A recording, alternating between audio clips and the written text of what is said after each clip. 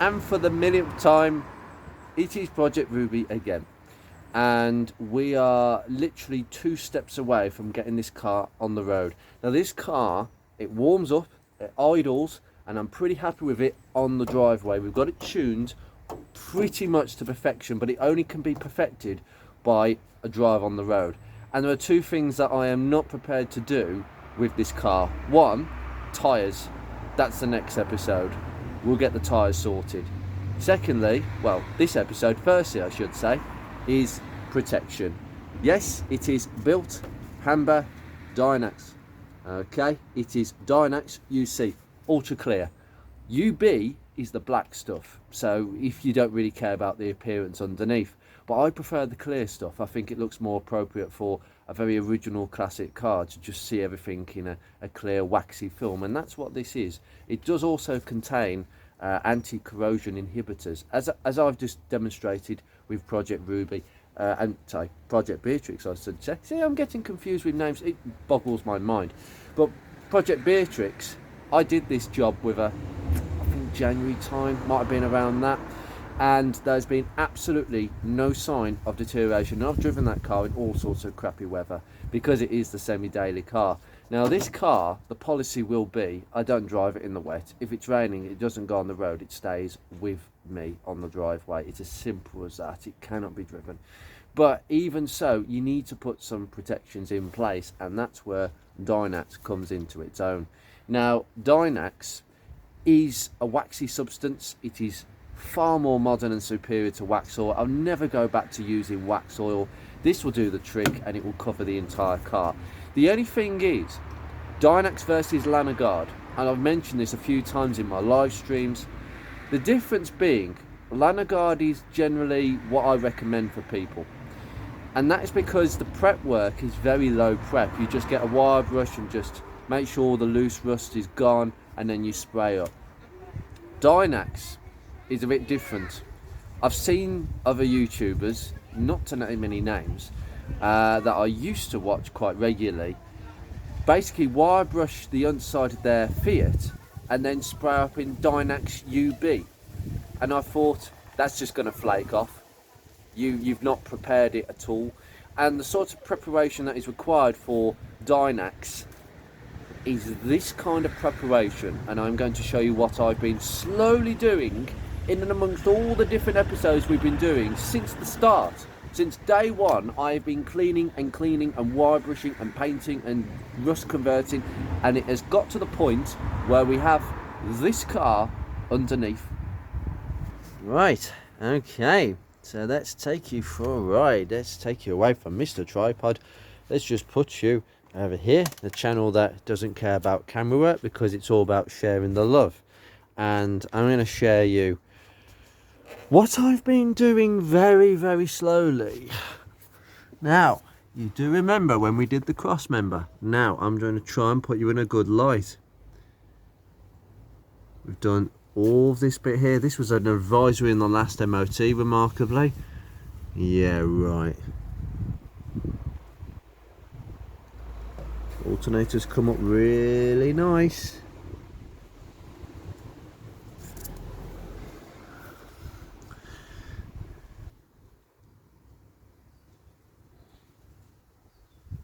They are the original bottom arms. Well, I say originals, they are genuine Ford arms, and no, I don't think they're the originals. I really don't.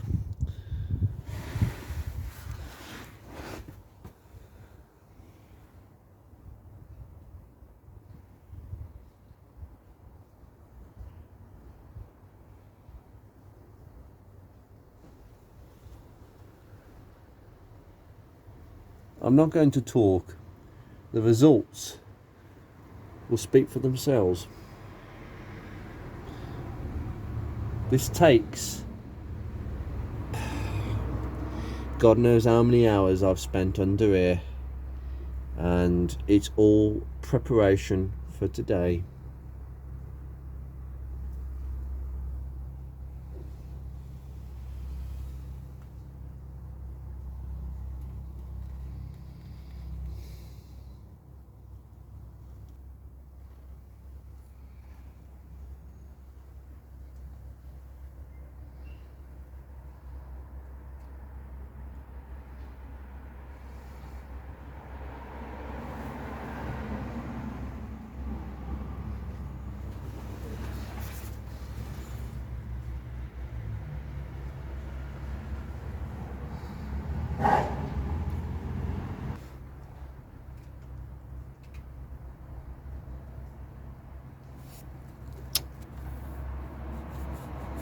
tree then.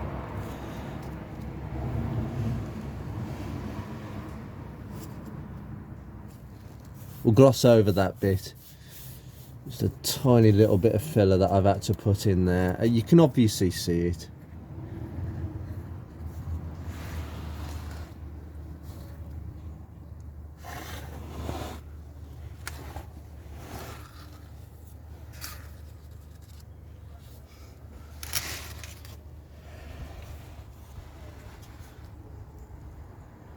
No blasted heat shields to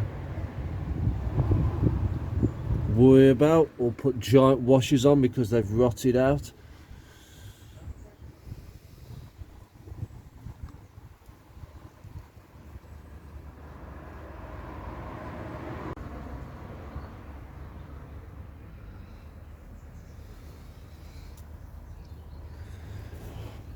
Suspension, new rubbers. This is where they rot out. Absolutely sod all. Everything's been treated.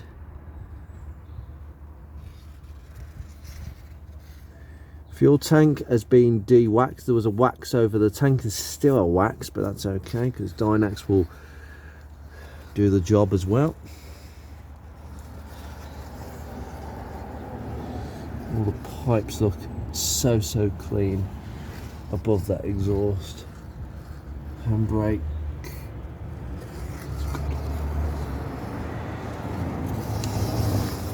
Same on the other side really.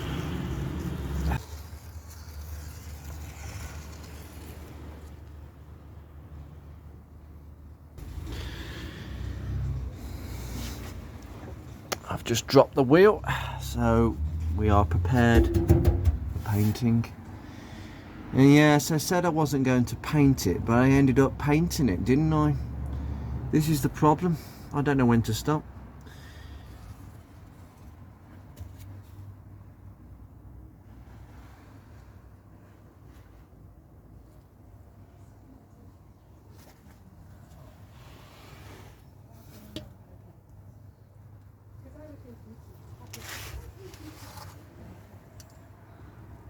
Your filler pipes look good. Well, they are made of plastic. I wouldn't expect them to rust. Well, it is a Ford. You never know. Only on Fords can plastic rust.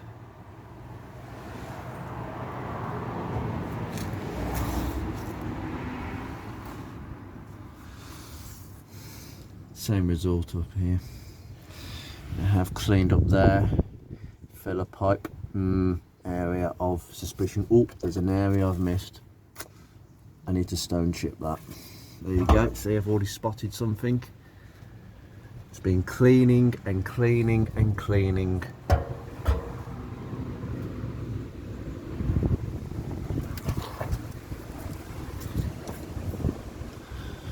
As I say, we'll deal with that.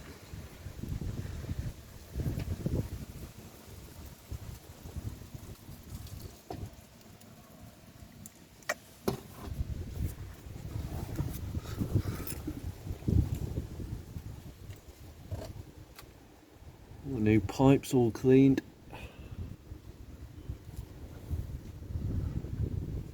Look at the pipes. Look at the pipe work, man.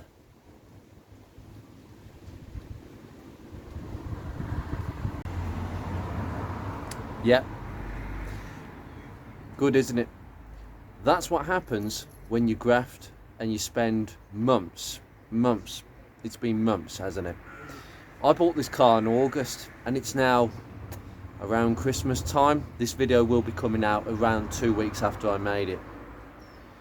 And that for me is a summary of how much you can actually put into a car that I think this was tired. I was under the illusion that this was a good foundation but tired on the surface, and it certainly is. Well, it was. It isn't now. It's now got niggles around the edges, and that is good enough for a 34-year-old car going on 35 this year. Ridiculous. but I want to start this year by putting protection on this car, and then we can drive it on the roads. Obviously we've got to be aware there is filler around those arches, so filler, water, expansion, you know, filler contains talc. You don't really want filler touching water, so it won't be driven in the rain. The next journey I'll be doing is one, to the MOT station. Secondly, the day after, I'm going to my paint shop to have a can made up for the grey paint and some proper diamond white, which will blend in nicely. That's what I need.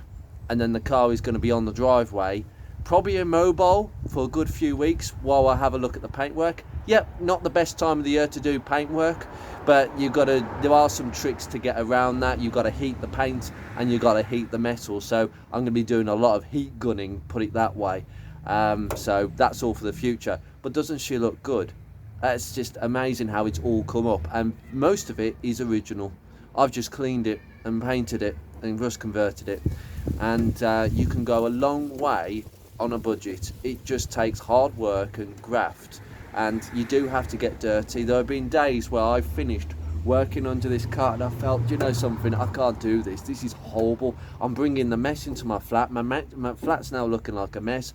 I'm now a mess, and I've got to go to work looking a bit rough around the edges, and that's not for everyone, and you really do have to take the rough with the smooth, but this is the result. I don't know how the paintwork's going to look, but if the paintwork looks anywhere semi-decent, there's no way I can let this car go for less than £4,000. And some people might be laughing at that, considering the value of these, but it's a gear, and I think it's the only F-Reg gear in existence at this moment in time. There are no other F-Reg gear Fiesta Mark IIIs around, and it's the 1.4. Most of the gear, if there are any gears, usually on a G plate, they're 1.1s. They're not 1.4 CVHs, and they're not automatics. So this ticks an awful lot of boxes as a car.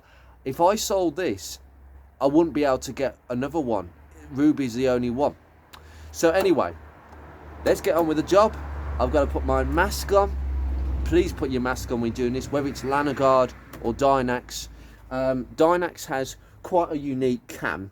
Now, you can buy the big bottles, but they're not the aerosols. You have to put them in a bottle. And the problem is with that, and the advantage of using the aerosols, they're about 20 quid a can if you get them on offer, which I have done. These aerosol cans can actually be inverted. They've got a special valve which allows them to be upside down and virtually empty, but still puffing it out. So you will still get every single bit of aerosol out of that can. And 2 cans are way more than enough. I don't expect to be using 2 cans today. The number one point is go around with, obviously, mask, gloves, some cardboard or newspaper to protect the brake discs. Now, the drums doesn't matter because it's drums, it's on the outside. The brakes are inside the drum. But disc brakes, don't get this on disc brakes. That's the only thing I would say, don't get this on. Obviously, I'm not going to be spraying it around the engine bay, but I will be doing it underneath where I think water is going to get if I do drive it with water. Because naturally, there might be a car show that I take this to, and it rains on the way back. I can't account for that. So I've got to drive it in the rain to get home. So that's where the Dynax comes in. It will do its job. And also what Dynax does, it forms a waterproof seal over any existing surface rust. If there is. Underneath, there isn't. I've gone over every inch of surface rust underneath. The only surface rust is around sort of here that you can't really get to, but water's not going to get to that very easily, and it's not going to be exposed, whereas underneath it's completely drenched in water. So in terms of the Dynax, it is just a waterproof wax seal. But what it does is it suffocates any surface rust that it sits on, and it doesn't allow oxygen to get to the rust. And it virtually kills it stone dead, as long as it's protected. The moment that Dynax gets wiped away, if you use some thinners, you can wipe it away with thinners if you overspray it. You've got thinners, got plenty of thinners over here, because no doubt I'm going to spray it on things I don't want it on. But generally, unless it's washed off, the rust will not come back. That is as simple as that. It probably needs to be topping up every couple of years. Beatrix has got another 12 months or over 12 months left of its Dynax, so, you know, each their own. There's one area that I've had to look at because I've actually seen a sign where water's actually getting through a seam before we start. Right, remember this area down here? Can you see? It was all rusty before. We're starting to go again. No, I'm not having that. Where's that coming from? I know exactly where that's coming from. Yeah, here, I've put some seam sealer. I've just slashed some seam sealer over because I think water's getting in between this seam. It's not going down the drain hole. I want it to go down the drain hole. So I've just slapped some seam sealer. It's going off, and I'll spray this area up. God help me, I've got to take this out as well. Just to not spray this up. But that's what you have to do.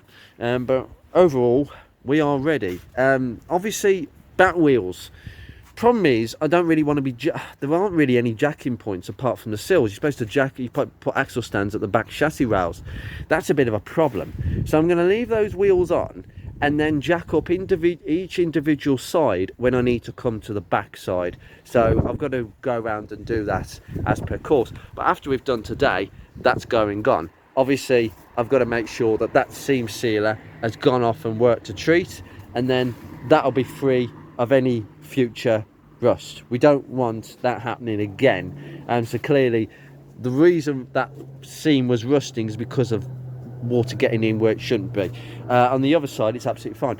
And you might ask me, what the heck is that blue tape? Are you going all chavvy? No, I'm not going chavvy. I can utterly assure you, because this is the new trim strip.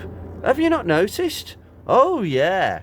Well, I've managed to buy some 12mm chrome strip from eBay, literally 5 meters for £8. Very cheap stuff. And all I did is I got a pick and I just literally pulled the old strip off and threw it in the bin. It was absolutely disgusting. The rear one is just as bad. But if I just show you, by the way, it inserts into this bit, so you've got to kind of insert it in and then push down, and it's all glued down. Look at that. That is so good. So just make sure that you get all the old glue off and clean it up and put it on. I'll show you how to do that in another episode, because you've got to do these. The problem is with these, the trim strip is actually part of the moulding, so we're going to have to sand that down and key it before we actually put any strips on it.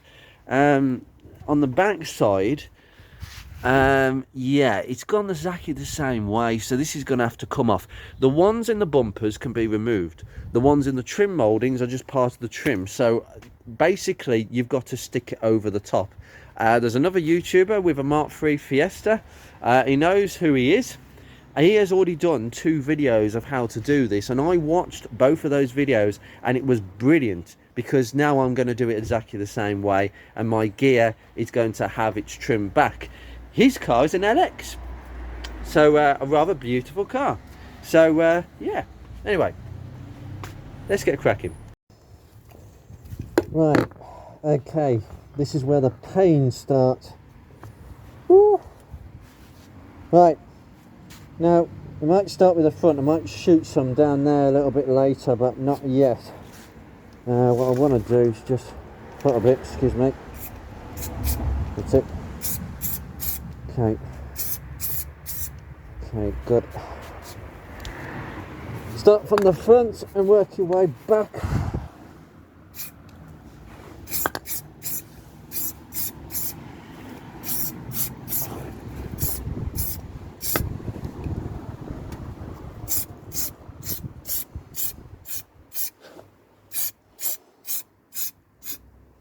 Good start. Shoot it straight into this cavity here. That's good. Right. Cover the cross member. Just a light coating. You don't need anything ridiculous. Look at that. Paint's falling off again. Honest to God. Oh well. The Dynax will cover that in a waxy film, which will stop any further rust. Just going to put some right on the edge there. There we go.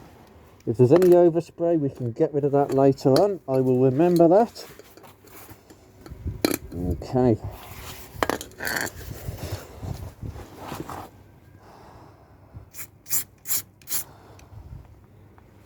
Okay, right. I'm going to move round and do the arch.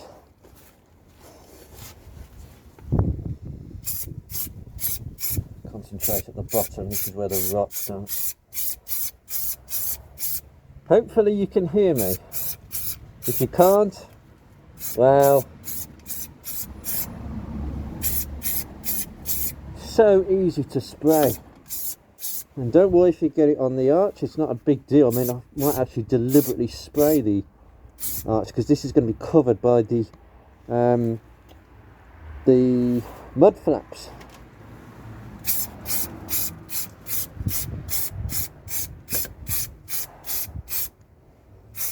Shock. Get it on the brake pipes, cover it, spring, go all the way up here.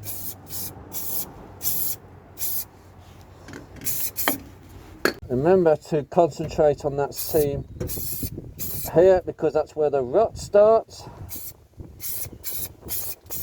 Fortunately the wind is picking up, not a good day for aerosols, but I can't be choosy, it's nice and dry. I've just gone all the way around, up there, up there, up there. There's flipping cobwebs up there in the corner. That's how dry it is. Good. Repeat that on the other side.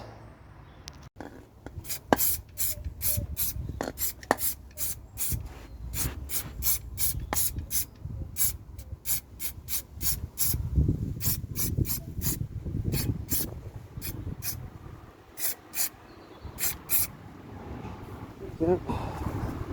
Control on the bottom.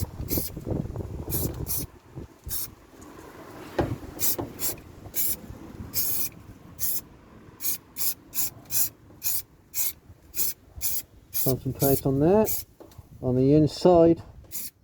That's good.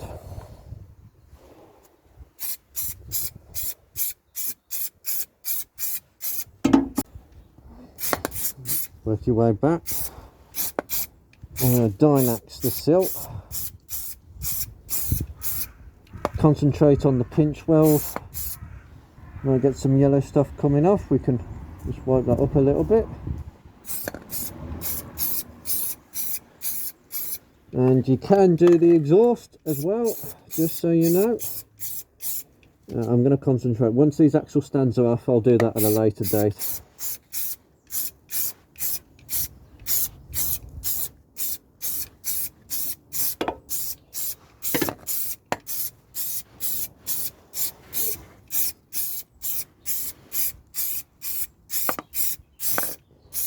Concentrate on the inside of the sill.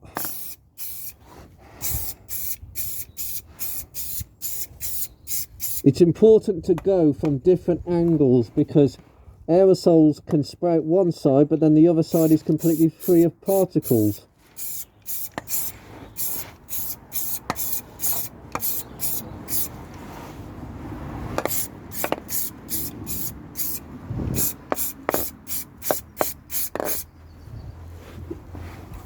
Oh.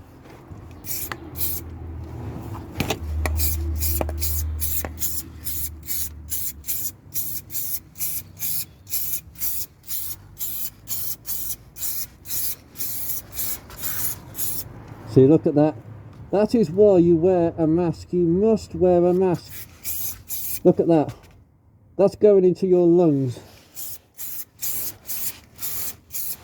Concentrate on the brake pipes.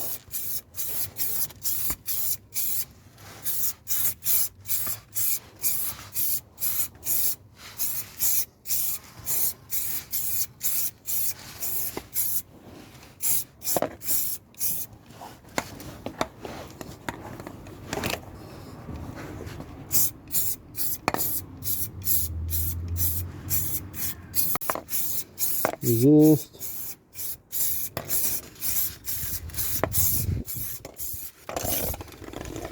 Oh, superb.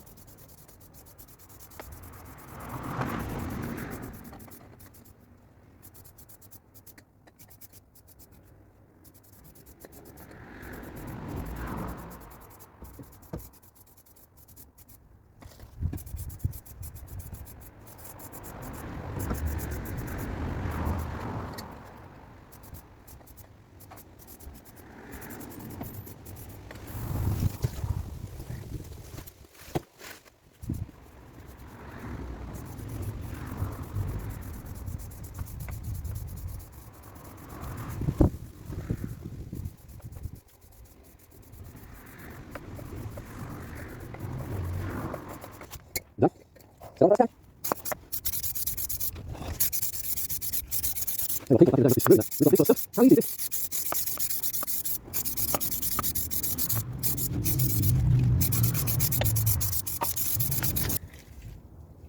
a while the bottle gets coated in wax.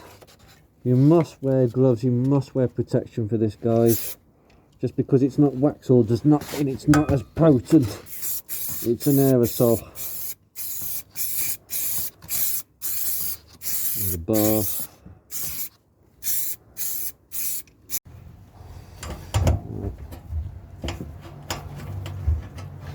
Slow this down. Need access.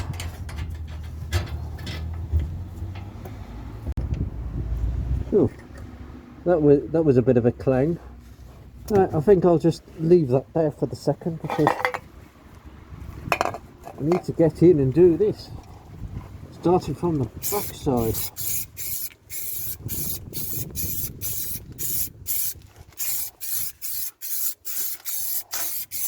Nice glossy film.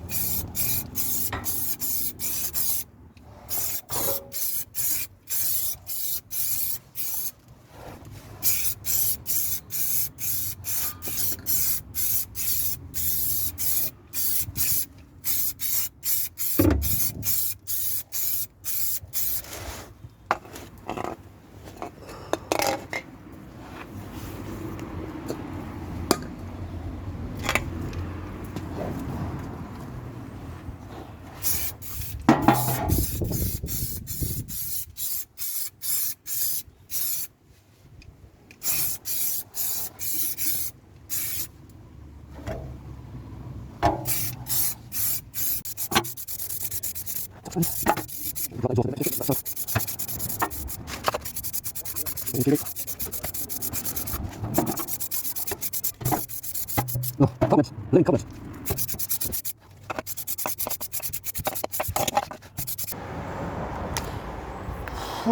Okay, that gets around a little bit.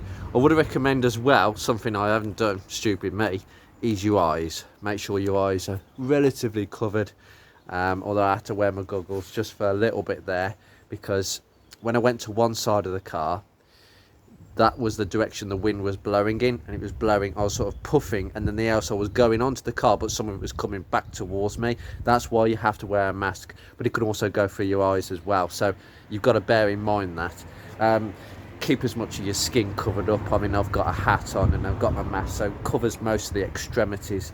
I'm going to leave this here because I was going to take the wheels off, and then I'm thinking, no, I'm going to do all that paintwork, fillering and bodgery. It's not bodgery, because you have to be proportionate, and at the moment I cannot afford to have metal put in where it probably needs to be. In hindsight, if it was my Focus, I would not hesitate, but this car doesn't mean as much to me at the moment. It might do, because I haven't yet driven it properly, and when I do I might love it, and then I might think, yeah, okay. But you have to be proportionate. I've improved this car in every other department. I've put money into this car that probably nobody else would, or very few people that say that. But this is the protection that this car needs long term, and this Dynax will stay on the car for a good amount of years. I would definitely say that wax oil back in the day was disgusting to put on the car, and that's the empty bottle of Dynax dropping off the sill. I've gone through one can of Dynax, believe it or not, and the other can would easily do the back arches and go over it again with a second coat. So there's quite a few other areas, just in little nooks and crannies here and there. But in general, you want the wax underneath the car. Don't put the wax underneath the scutter area, because we want water to go in and come straight out. We don't want it sitting around, and the wax will bead it off, but it's a little bit sticky on the surface, and you'll probably realise that. I'm going to put the front wheel arches back on. The wheel arch liners, and that's really it. There is a little bit of painting to be done in the corner. Let's see if that seam sealer has gone off. Yep. That's definitely gone off. A functional repair, slapped on exactly as they did in the factory. That's the beauty of this sort of car, with slapped up paintwork, and you know, it just looks pretty original to how the car would have left the factory. They would just literally slap the sealer on, slap the paint on, out it goes, next one. It was literally like that at Ford. I don't think this was a period where Ford actually really cared about their customers. I actually think Ford took their customers for granted during this era. I think any other car manufacturer would have struggled to sell such cars because it's not a technologically advanced car. This was not the best of engines. That gearbox, I have a lot of praise for this sort of gearbox.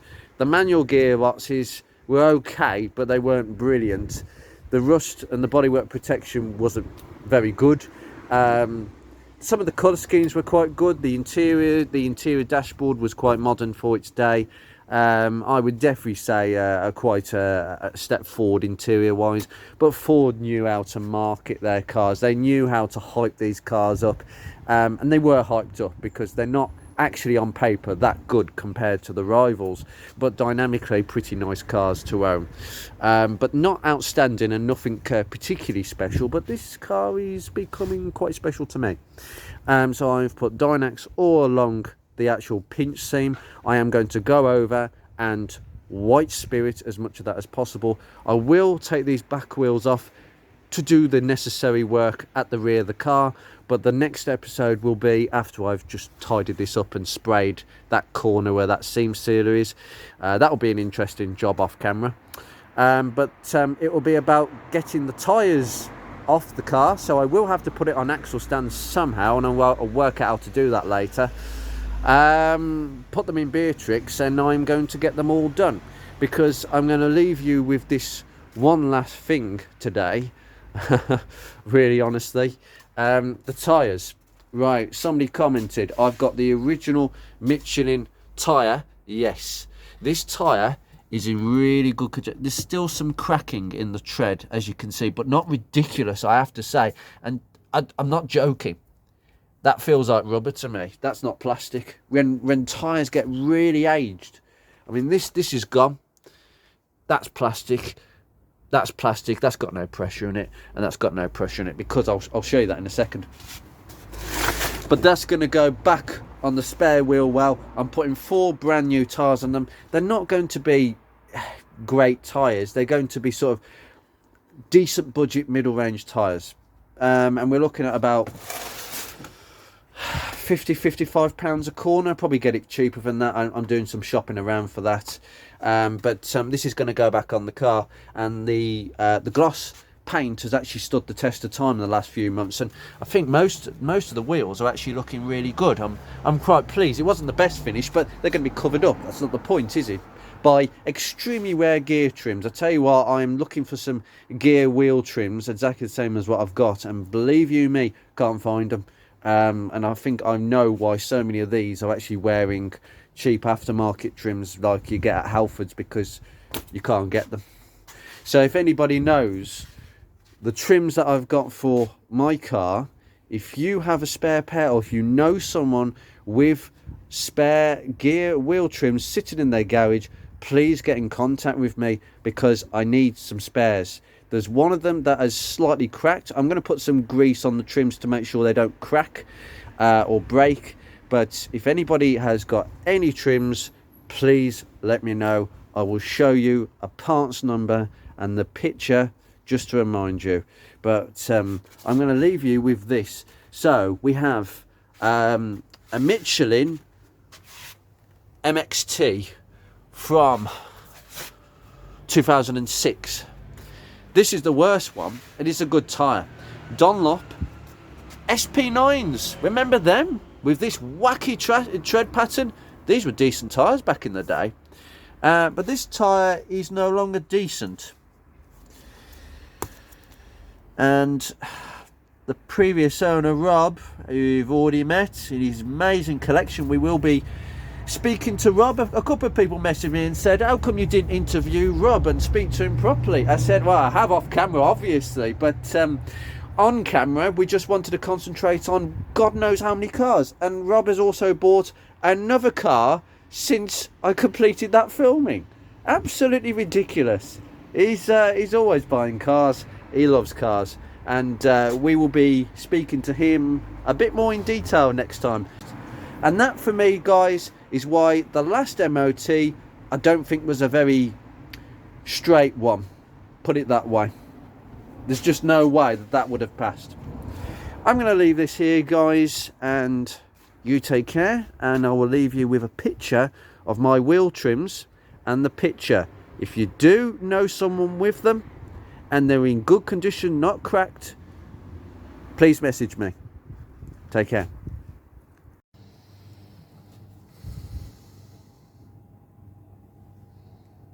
Bucker.